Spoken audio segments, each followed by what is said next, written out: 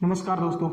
हमने मुगल वंश शुरू किया था। इंडिया हिस्ट्री के अंदर मुगल वंश हमारा चल रहा था और मुगल वंश के अंदर जो मैंने पार्ट किया था वो चल रहा था हुमायूं का। ठीक है, हुमायूं पर छोड़ा था हमने। कौन सा चल रहा था? मुगल वंश। मुगल वंश, ठीक है। और मुगल वंश के अंदर हमने लास्ट जो पार्ट पढ़ा था वो पढ़ा था हुमायूं का।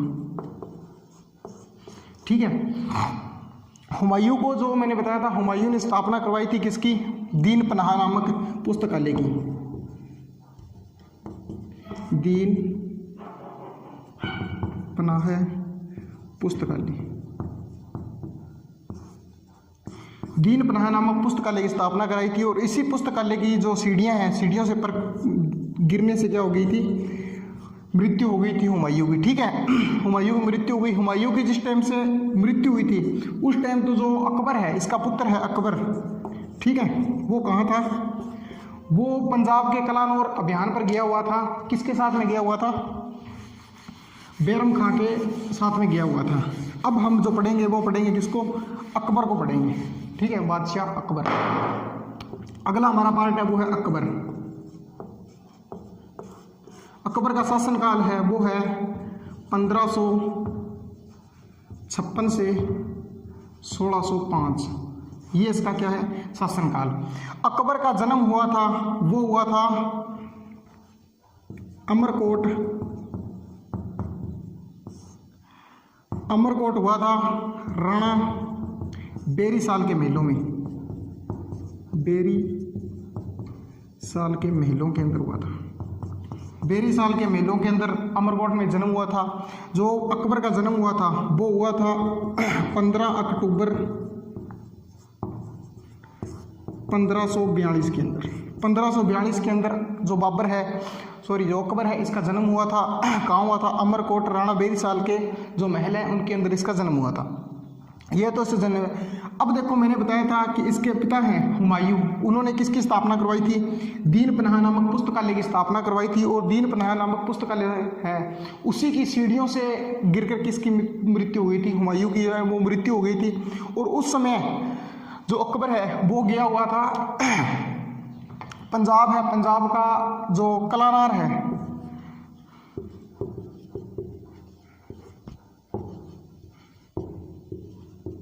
कलानौर, पंजाब का कलानौर क्षेत्र है, उस अभियान पर गया हुआ था। किसके साथ में? मैंने बताया था बैरम खां के। बैराम खां। बैराम खां अकबर का क्या था? रक्षक था। अकबर का रक्षक बनाकर गया था कौन? हुमायूं। उसी के सहयोग से कहाँ गया हुआ था? ये बैराम खां के साथ में गया हुआ था, कलानौर अभियान पर गया हुआ था पंजाब के अंदर। ठीक है, उसमें वहाँ पर इसको पता चला अकबर को कि जो हुमायूं है इसकी क्या हो गई? मृत्यु हो गई। और इसको पता चलने के बाद में क्या, बैराम खां ने क्या किया? वहीं पर अकबर की ईंटों से क्या किया? ईंटों से सिंहासन बनाकर इसका क्या कर दिया? राज्याभिषेक कर दिया। राज्याभिषेक कर दिया कब? 14 फरवरी 1556 के अंदर। 1556 के अंदर इसका क्या कर दिया? राज्याभिषेक कर दिया। कहाँ? कलानौर के अंदर कर दिया। 14 फरवरी को इसका क्या कर दिया? राज्याभिषेक कर दिया। और इसी बात का पता चला कि जो दिल्ली का सम्राट है हुमायूं, इसकी मृत्यु हो गई है। और जो आने वाला भावी शासक है बनेगा वो क्या है? एक बच्चा है मात्र। मैंने बताया था इसका जन्म कब हुआ है? 15 अक्टूबर को हुआ है, 42 के अंदर हुआ है। और सन क्या हुआ है? 56 हुआ है। 8 ये और 6 ये कितने हो गए? 14 साल का तो बालक होता है, नाबालिग होता है। तो जो अफगान सेनापति था, अफगान सेनापति था हेमू। अफगानों का नेतृत्व करता था कौन? हेमू था, जो हिंदू था। वैसे तो ये क्या है? हिंदू था। अंतिम हिंदू सम्राट बोला जाता है इसे। हेमू था। इसने क्या किया? इसको पता चला कि आने वाला जो भावी राजा है, दिल्ली का जो भावी सम्राट है वो क्या है? 14 वर्ष का एक बालक है। और जो सम्राट था उसकी मृत्यु हो गई है। तो इसने क्या किया? अपने आप को सम्राट घोषित कर दिया। क्या कर दिया? सम्राट घोषित कर दिया। यदि भारत के अंदर किसी भी व्यक्ति को समस्या है, किसी की बात को कोई है तो मुझे आकर मिले। और जो भारत का राजा है, भावी राजा, वो कौन है? हेमू है। ये बात इसने घोषणा कर दी। और घोषणा जब इस बात की खबर चली इसके पास, बैरम खां के पास में गई, ठीक है। इस बात की किसके पास में गई, बैरम खां। बैरम खां ने क्या किया, पंजाब के अंदर कलानौर स्थान पर वहां पर क्या कर दिया, एक ईंटों का सिंहासन बनाया और ईंटों का सिंहासन बनाकर अकबर का क्या कर दिया, राज्याभिषेक कर दिया। कब, 14 फरवरी को। ठीक है। अब देखो इधर तो जो दिल्ली का सम्राट जो अपने आप को घोषित करने वाला है वो है हेमू, और दूसरी तरफ कौन है, अकबर है। इधर से बैरम खां, अब मेन तो सेना लेके आएगा वो तो बैरम खां आएगा, लेकिन नाम किसका चलेगा, अकबर का, क्योंकि अकबर क्या है, ओनली 14 वर्ष का बालक है और बालक एक युद्ध नहीं कर सकता। ये हुआ था 5 नवंबर 1556 के अंदर पानीपत का द्वितीय युद्ध, सेकंड युद्ध पानीपत का हुआ था। किसके मध्य हुआ था, इधर था अकबर और दूसरी तरफ कौन था, अफगानों का नेतृत्व करने वाला हिंदू सम्राट था हेमू। इन दोनों के बीच में युद्ध हुआ। युद्ध होने के बाद में अकबर की यहाँ पर किस्मत ही काम कर गई और एक तीर आकर लगा हेमू को तीर लगने से क्या हुआ, इसकी आंख में तीर लगा और ये क्या है, हाथी से नीचे गिर गया। और इस हेमू की सेना है उसने नहीं समझ लिया कि जो हेमू है इसकी क्या हो गई, मृत्यु हो गई और ये मारा गया। इसी के कारण इसकी जो सेना है इसके अंदर भगदड़ मच गई और ये क्या है, वहाँ से मैदान, इसकी सेना है वो मैदान छोड़कर भागने लगी। इधर बैरम खां आया, बैरम खां ने हेमू को बंदी बनाया और सामने लाकर पेश कर दिया अकबर के। अकबर को हेमू ने कहा बैरम खां ने कहा अकबर से कि गर्दन काटो इसकी और क्या करो, गाजी की उपाधि धारण करो। क्या करो, गाजी की उपाधि करो धारण। किसको बोला, अकबर को बोला भाई गाजी की उपाधि धारण कर और इसकी गर्दन काट। अकबर बच्चा था, गर्दन नहीं काट पाया।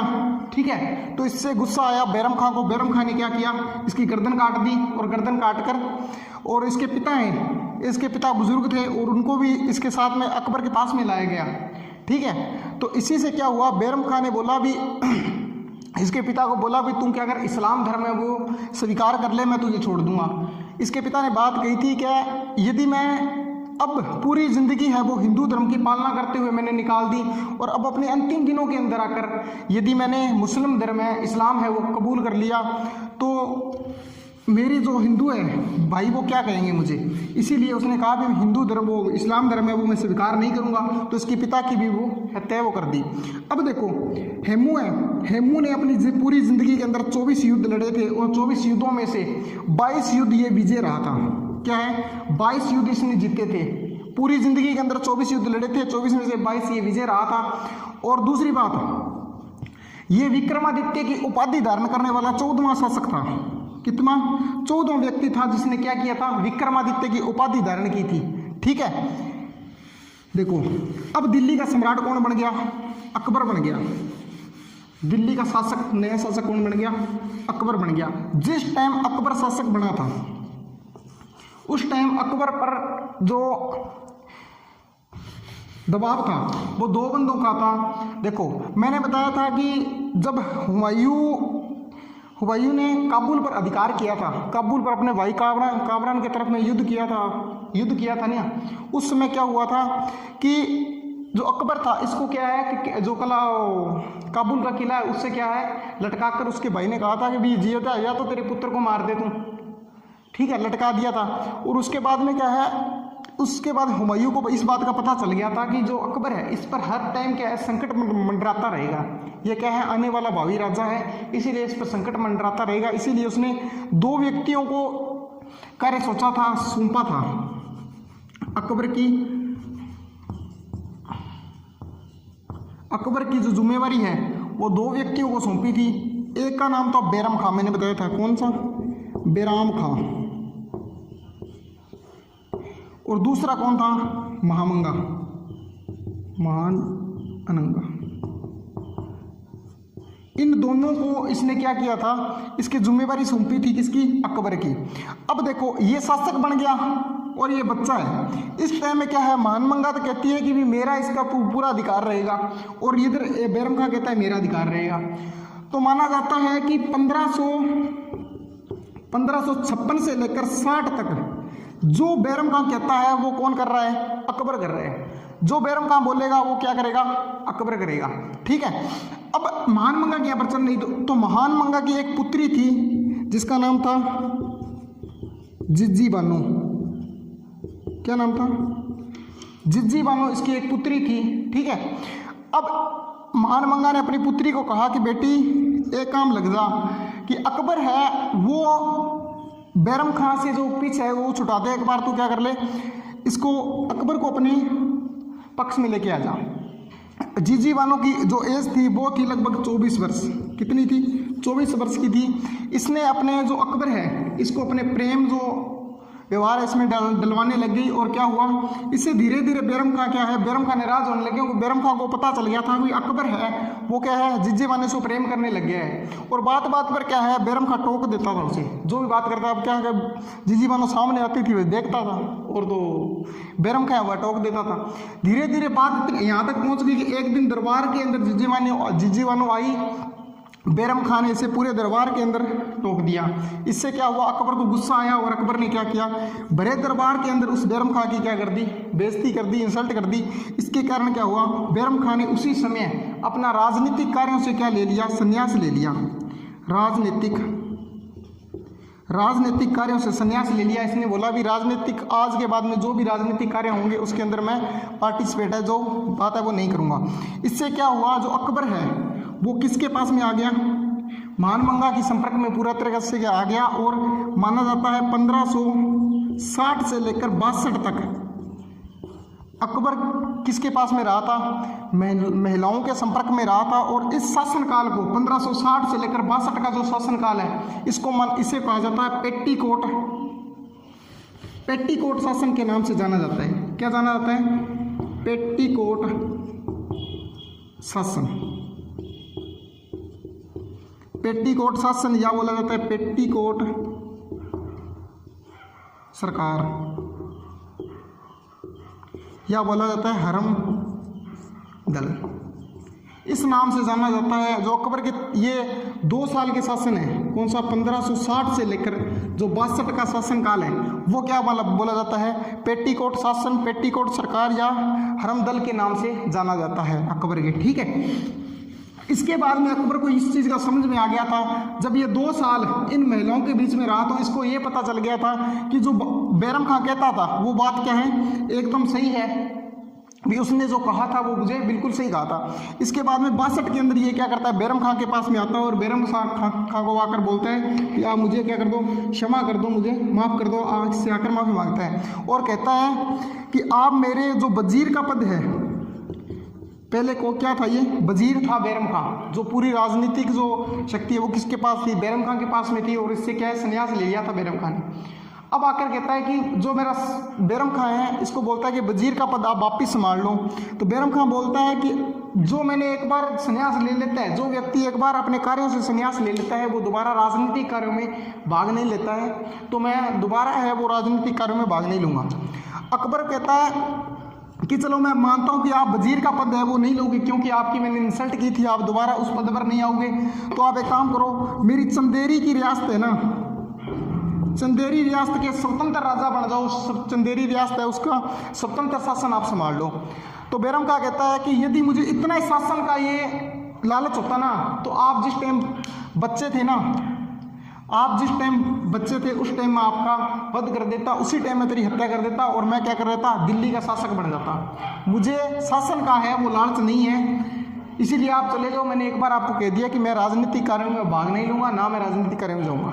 अकबर के बहुत समझाने पर बैरम खां जब नहीं माना तो अकबर ने कहा था कि आप एक काम करो, मेरे पैसों पर क्या करो, मक्का मदीना की यात्रा कर लो। मक्का मदीना की यात्रा कराओ आप मेरे पैसों पर, तो मैं समझूंगा कि आपने मुझे क्या कर दिया, माफ़ कर दिया। ये बात अकबर कहता है। बैरम खां इस बात पर राजी हो जाता है और बैरम खां अकबर के कहने पर मक्का मदीना की यात्रा करने जाता है और गुजरात के पाटन नामक स्थान पर, कहाँ पर, गुजरात के पाटन नामक स्थान पर मुबारक खां नामक व्यक्ति ने क्या कर दिया था, बैरम खां की हत्या कर दी थी। क्या कर दी थी, बैरम खां की हत्या कर दी। कहाँ पर कर दी, गुजरात के पाटन नामक स्थान पर क्या है, मुबारक खां का एक व्यक्ति था जिसकी कहा जाता है कि मच्छीवाड़ा का युद्ध हुआ था ना, मच्छीवाड़ा के युद्ध के अंदर बैरम खां ने इस मुबारक खां के पिता की हत्या कर दी थी और उसी टाइम इसने प्रतिज्ञा ली थी कि मैं कभी बैरम खां की हत्या करूंगा, और इसी ने अपने पिता की हत्या का बदला लिया था और गुजरात के पाटन नामक स्थान पर क्या किया था, इसने बैरम खां की हत्या कर दी। ठीक है, अब जब ये सूचना अकबर के पास पहुंची कि बैरम खां की क्या हो चुकी है, मृत्यु हो चुकी है, तो अकबर ने क्या किया, बैरम खां की पत्नी थी, बेगम थी सलीमा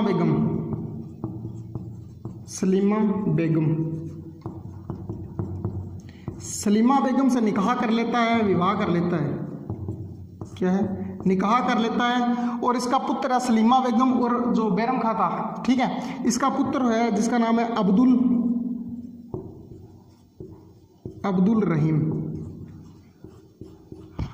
रहीम को खाना की उपाधि देता है, खाना की उपाधि देता है, और इसे फारसी भाषा का क्या बनाता है, विद्वान बनाता है, और अपने जो दरबार का जो नवरत्न है उसके अंदर क्या करता है, इसे शामिल कर देता है, अपने दरबार में जो नवरत्न है उसके अंदर क्या करता है, इसको जगह दे देता है।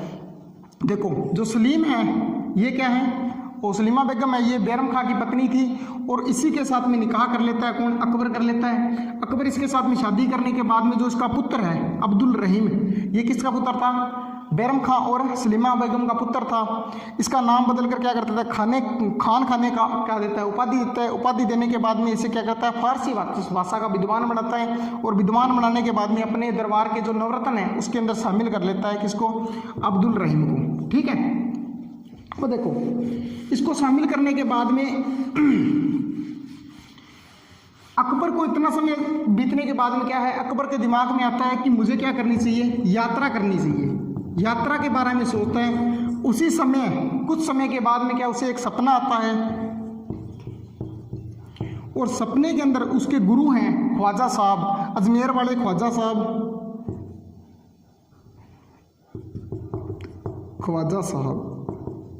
वो इसके सपने में आते हैं, वो दिखाई देते हैं। तो अकबर को एक मतलब एहसास होता है, और ये क्या करता है, ये सोचता है कि मुझे राजस्थान की यात्रा करनी चाहिए, राजस्थान के जो ख्वाजा साहब है अजमेर वाले, वहाँ पर मुझे जाकर रहना चाहिए। तो अकबर उसी समय क्या करता है, राजस्थान की यात्रा करता है। कब की बात है, 1562 की बात है। ये यात्रा कब करता है, 1562 के अंदर क्या करता है, यहाँ से ख्वाजा साहब की यात्रा करता है। और सबसे पहले अकबर आया था, वो कब आया था, 1562 के अंदर राजस्थान में आया था। और यहाँ पर आते समय क्या है, अजमेर ये आएगा, ये कहाँ से आएगा, डुडाड़ क्षेत्र से आएगा। कहाँ से आएगा, डुडाड़, और डुडाड़ की राजधानी है वो क्या है, आमेर है। डुडाड़ की राजधानी क्या है, आमेर। और आमेर का जो शासक था उस समय वो कौन था, बारमल था। आमेर का शासक कौन है, आमेर का शासक उस टाइम कौन है, आमेर का शासक है बारमल। आमेर का शासक उस टाइम कौन था, बारमल था। और बारमल के परिवार में समस्याएं उत्पन्न हो रखी थी। इससे ये चाहता था कि मुझे कोई ऐसा शासक मिल जाए जिसकी मैं अधीनता स्वीकार कर लूँ, जिसकी मैं नीचे आ जाऊँ, तो कि मेरी जो परिवार की समस्याएं वो क्या है, खत्म हो जाए। इसीलिए इसने अपने सैनिकों से कह रखा, और इसको ये पता चल गया था कि जो अकबर है वो क्या है, राजस्थान की अजमेर है, उसकी यात्रा पर आ रहा है, दरगाह पर आ रहा है। तो इसने अपने सैनिकों से कह दिया था कि आपको अकबर की जो भी आपको यात्रा वो दिखाई दे तो आप मुझे सूचना करना, मैंने अकबर से क्या करनी है, मुलाकात करनी है। इसीलिए अकबर इससे आगे चला जाता है और बारमल इसके पीछे पीछे आता है, और सांबर नामक स्थान पर, सांबर झील है, सांबर नामक स्थान पर क्या करता है, उनकी मुलाकात होती है। और वहीं पर ये अकबर की अधीनता स्वीकार करता है। ये राजपुताने का पहला राजा है जिसने अकबर की अधीनता स्वीकार की थी। अधीनता, राजस्थान का पहला शासक अधीनता स्वीकार करने वाला कौन है, बारमल था। और वहीं पर इसने क्या, अमरीशपुरी का डायलॉग बनाया था, कौन सा, क्यों ना इस मित्रता को रिश्तेदारी में बदल देते हैं, और अपनी पुत्री का विवाह कर दिया था, जिसका नाम क्या था, जोधाबाई। इस बारमल ने अपनी पुत्री का विवाह किया था जोधाबाई का, किसके साथ में, अकबर के पास में। अकबर का तो रास्ते दिन चलते हुए विवाह हुआ था, अकबर को तो नाम ही नहीं पता था जोधाबाई का, ठीक है। तो इसके साथ में विवाह कर दिया। विवाह, ये राजस्थान का पहला मुगल राजपूत प्लस में पहला मुगल विवाह था। राजपूत मुगल विवाह, पहला मुगल विवाह था। पहला राजा था कौन, बारमल, जिसने राजस्थान का पहला राजा था जिसने क्या की थी, अकबर की जब मुगलों की अधीनता स्वीकार की थी, ठीक है। कब की थी, 1562 के अंदर। अब देखो, अकबर जब जोधाबाई को लेके आया तो उसने जोधाबाई को देखते ही पहली एक प्रश्न पूछा था, व्हाट इज योर नेम, आपका नाम क्या है? किसको? जोधाबाई को।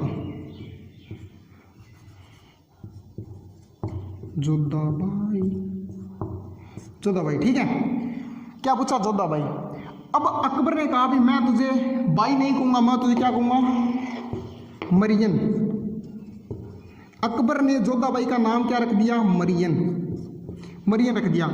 ये जोधाबाई कहता था कौन? बारमल कहता था। बारमल अपनी पुत्री को क्या कहता था? जोधाबाई। और जोधाबाई का जो रियल नाम था वो क्या था? हरकाबाई।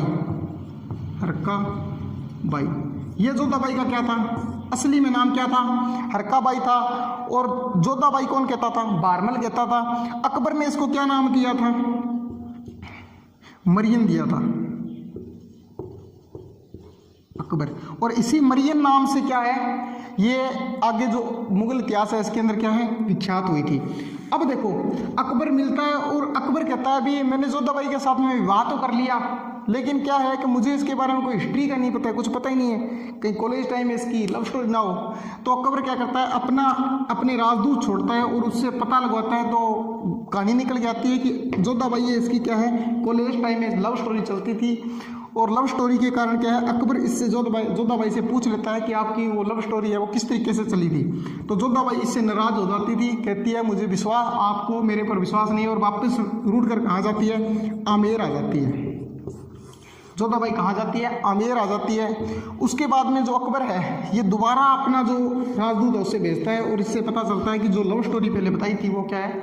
गलत थी। तो अब क्या है? अकबर इसे मनाने का प्रयास करता है और 1562 के अंदर क्या करता है? 1562 के अंदर दास प्रथा को खत्म करता है। किसको?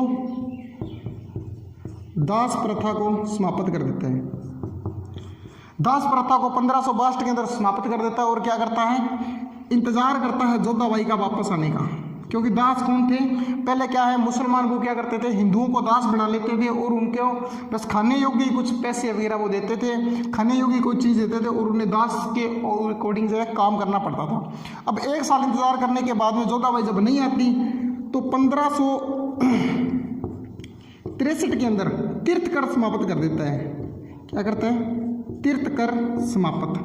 तीर्थकर है उसको समाप्त कर देता है। ठीक है। अब तीर्थकर किस पर लगता था? हिंदुओं पर लगता था तीर्थकर, क्योंकि हिंदू ही है वही तीर्थ करते थे। तीर्थकर क्या करता है? समाप्त कर देता है और फिर से क्या करता है? इंतजार करता है जोधाबाई का, और जोधाबाई फिर भी नहीं आती है।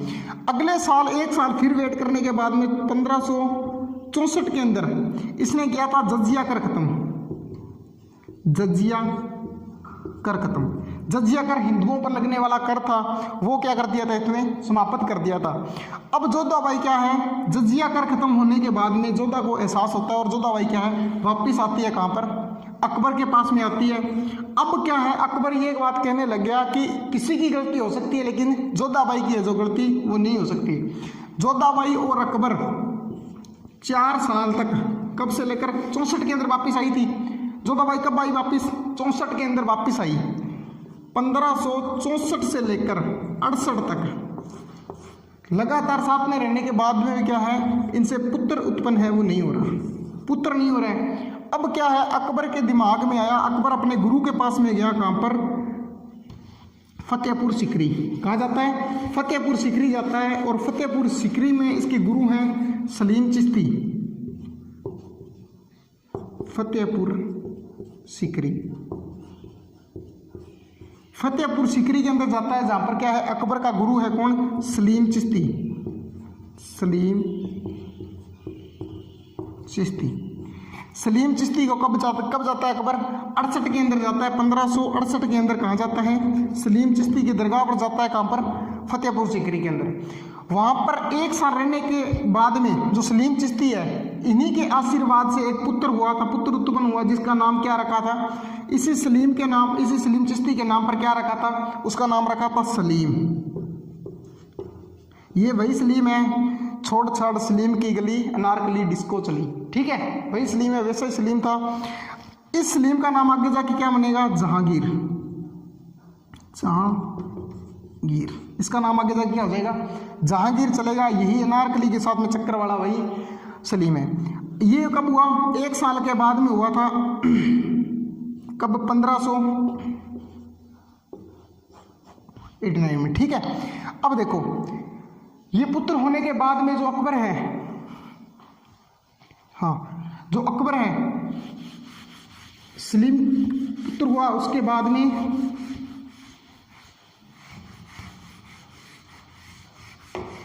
अकबर ने क्या क्या काम करवाया था? पहला मैंने बताया था, ये शासक बनता है, शासक बनते के अंदर बनते ही क्या करता है? सबसे पहले इसका शासन काल है वो कहाँ है? अकबर। सबसे पहले ये रहा था 1556 से लेकर 60 तक, किसके? बैरम खां के, बैराम खां के पास में रहा था। और 1560 से लेकर 62 तक किसके में? मान मंगाजा हरम, जो पेटीकोट सरकार कहते हैं, पेटीकोट सरकार। ठीक है, और उसके बाद में आता है 1562 में। 1562 में क्या किया था? 1562 में इसने एक तो क्या, दास प्रथा खत्म,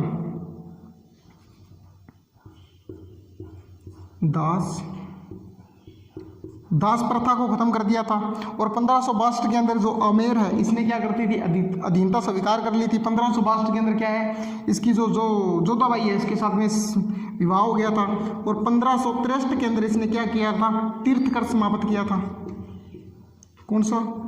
तीर्थकर समाप्त कर दिया था, तीर्थकर को समाप्त किया था। 1564 के अंदर इसने क्या किया था? 1564 के अंदर जजिया कर समाप्त किया था, जजिया कर समाप्त कर दिया था। ठीक है, इसके बाद में जो आगे का जो पार्ट है वो मैं अगली वीडियो के अंदर लेके आऊँगा। इसके बाद में आएगा अकबर के जो प्रशासनिक कार्य है, अकबर का क्या है? प्रशासनिक कार्य है, वो अगला पार्ट है वो आएगा। ये तो क्या था? अकबर की शुरुआती है वही थी, इसके बाद में जो अकबर का प्रशासनिक कार्य है वो शुरू होगा। तो दोस्तों ये बताना कि आपको ये वीडियो कैसी लगी। थैंक यू, धन्यवाद।